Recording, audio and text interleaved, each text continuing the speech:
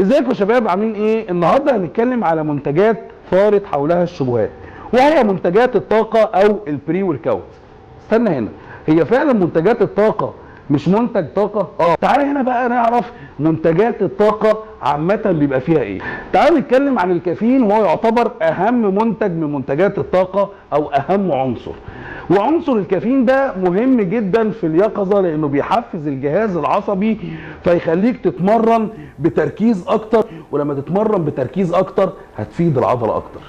تاني حاجة أحماض أمينية مهمة جدا زي حمض السترولين وحمض الأرجينين وحمض البيتا ألانين. ومعروف إن حمض الأرجينين هو مفيد جدا في توسيع الأوعية الدموية، وإنك بتوصل أكسجين أعلى عن طريق الدم للعضلات، فهتلاقي نفسك بتتمرن بكثافة أكتر، وهتحس ببمب وضخ دم للعضلات أعلى. غير كده كمان إن في شوية فيتامينز زي فيتامين سي وفيتامين اي وفيتامين دي، وكمان فيتامين بي 12 اللي اثبت فعاليته في تقويه الاعصاب. طب هل استخدام البري ورك اوت مناسب لكل الناس؟ عايز اقول لك ان في قاعده ثابته على اي مكمل غذائي انت هتاخده في حياتك.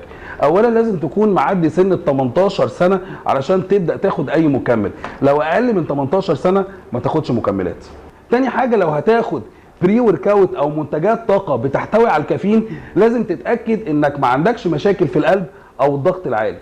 طب يا ترى امتى ابقى محتاج مكمل الطاقه او البري ورك اوت؟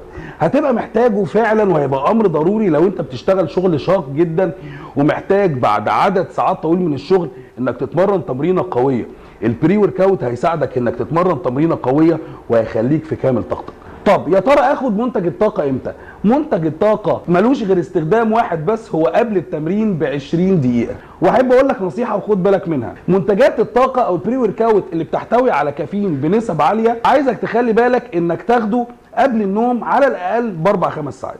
استنونا في الفيديوهات اللي جايه عن شرح اغلب المكملات الغذائيه الموجوده في السوق المصري، وكمان اعمل لايك وشير واعمل منشن لاصحابك في الكومنتس، واكتبوا لنا تجربتكم عن استخدامكم لمنتجات البري ورك اوت.